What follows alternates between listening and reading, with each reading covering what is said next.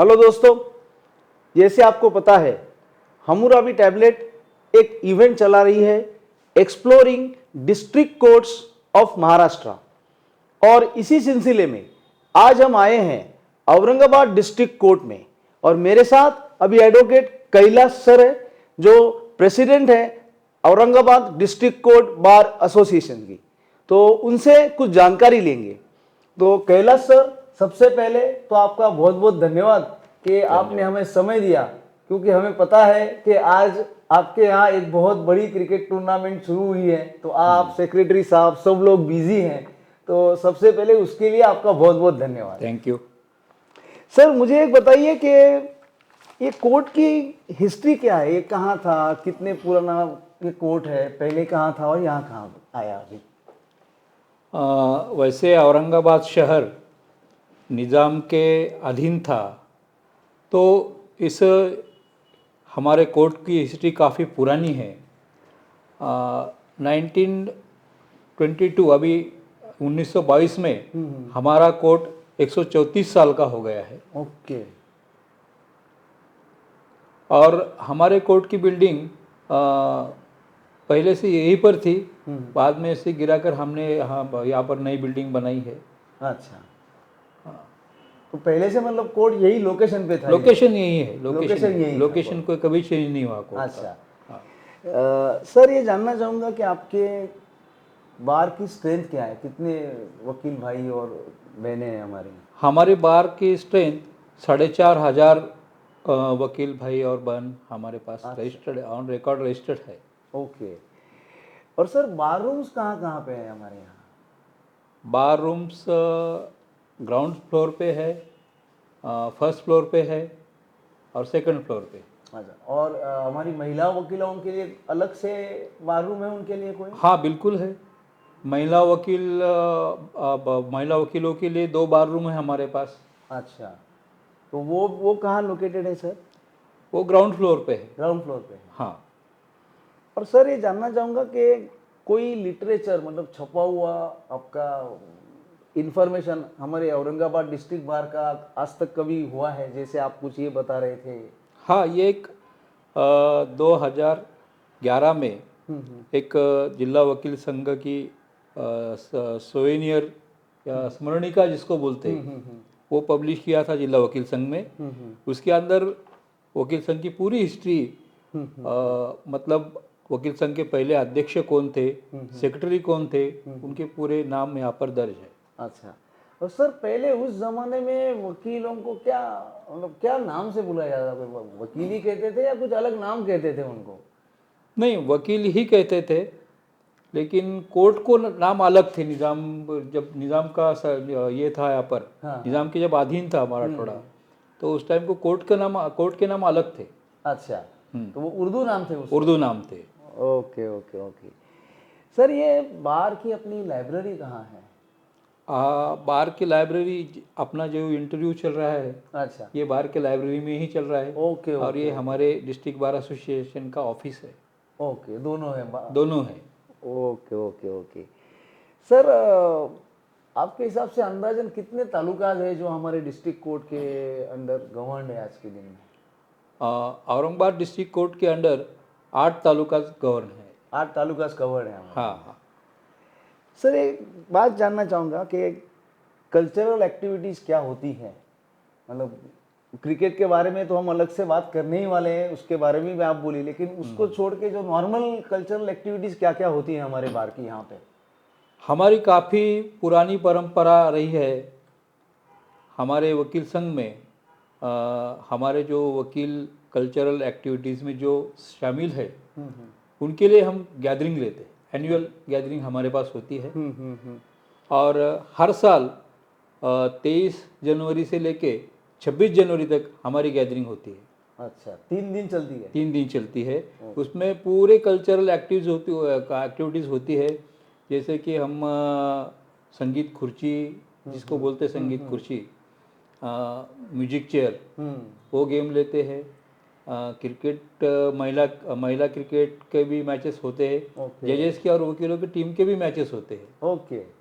और अंताक्षरी होती है, ओके। कल्चरल नाइट होती है, इसमें ऑर्केस्ट्रा हमारे जो वकील बहुत अच्छे से गाते हैं, सिंगर है, वो खुद के गाने वहाँ पर पेश करते हैं। अच्छा, एक काफी अच्छी, ये 3 दिन का एक हाँ, बिल्कुल। बहुत बढ़िया माहौल होता है आपके यहाँ। बिल्कुल जिस तरह से कॉलेज में होती है, हम्म, ठीक उसी तरह से हमारे पास भी गैदरिंग होती है। ओके।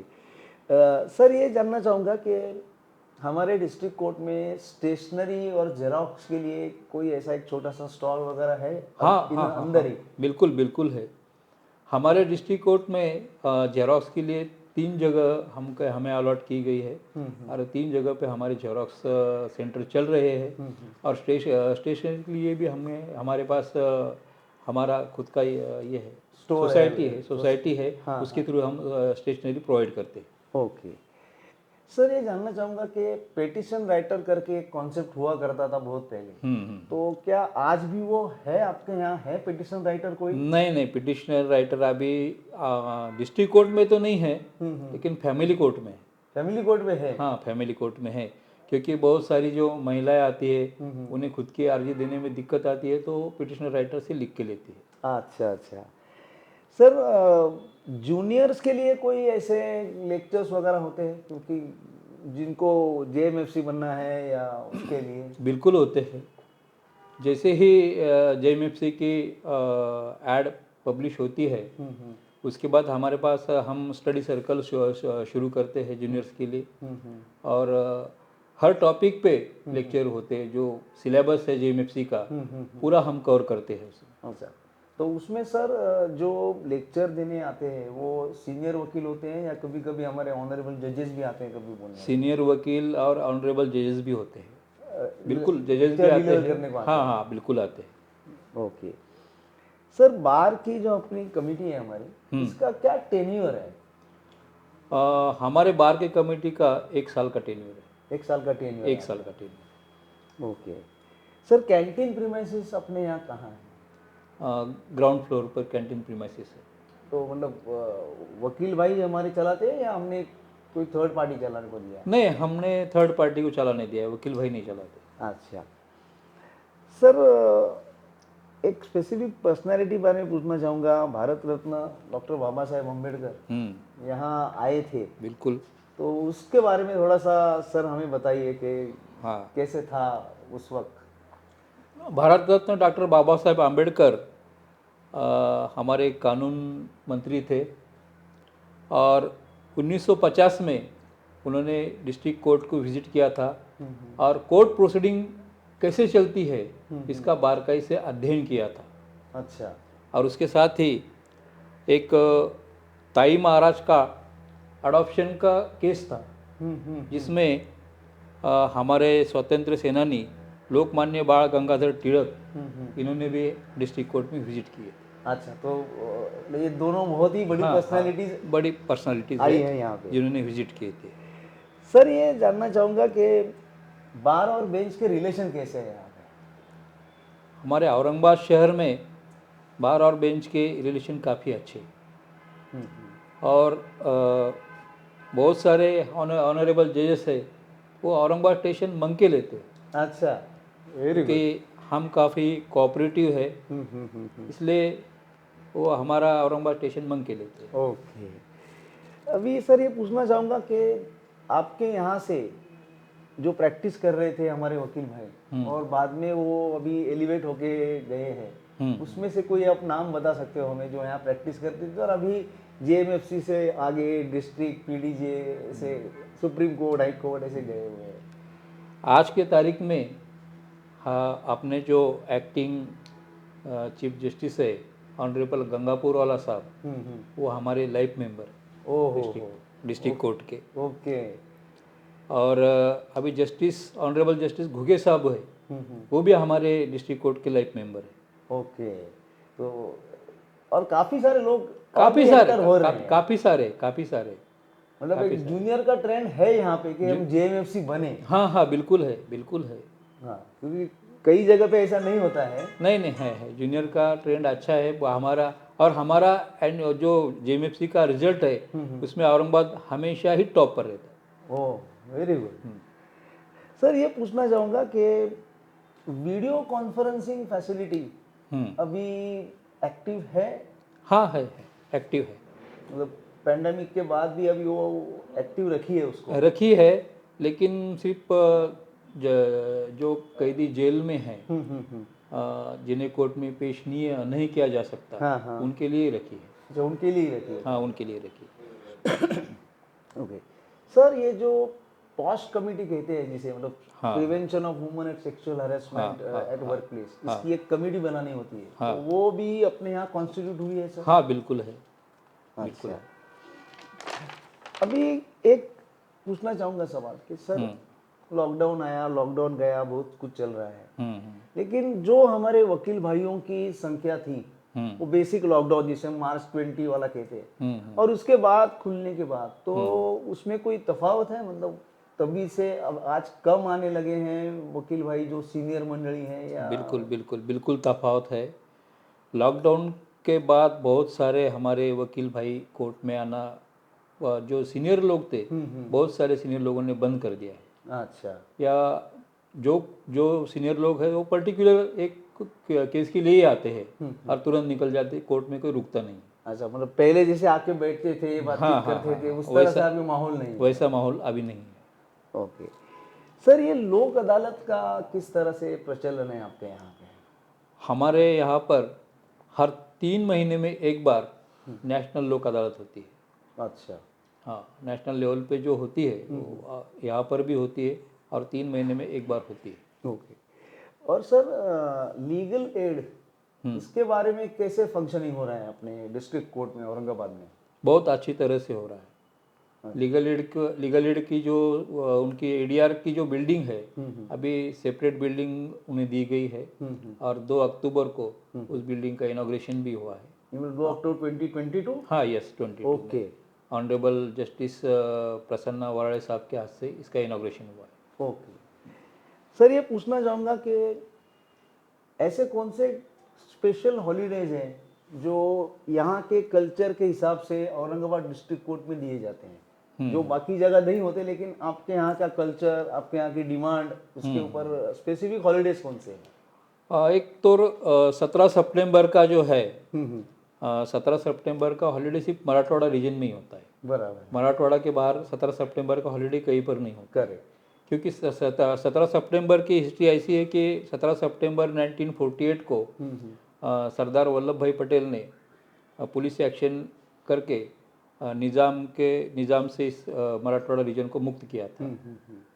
जैसे भारत तो 1947 में स्वतंत्र हुआ था, लेकिन मराठवाड़ा 1948 में स्वतंत्र हुआ था। अच्छा, इसलिए हमें 17 सितंबर का एक हॉलीडे मिलता है और वो सिर्फ मराठवाड़ा में ही है और कहीं नहीं। ओके। और इसको छोड़ के कोई और एक हॉलीडेज है, पोड़ा वगैरह? हाँ, पोड़ा का एक सेपरेट हॉलीडे हमारे लिए लोकल हॉलीडे होता है।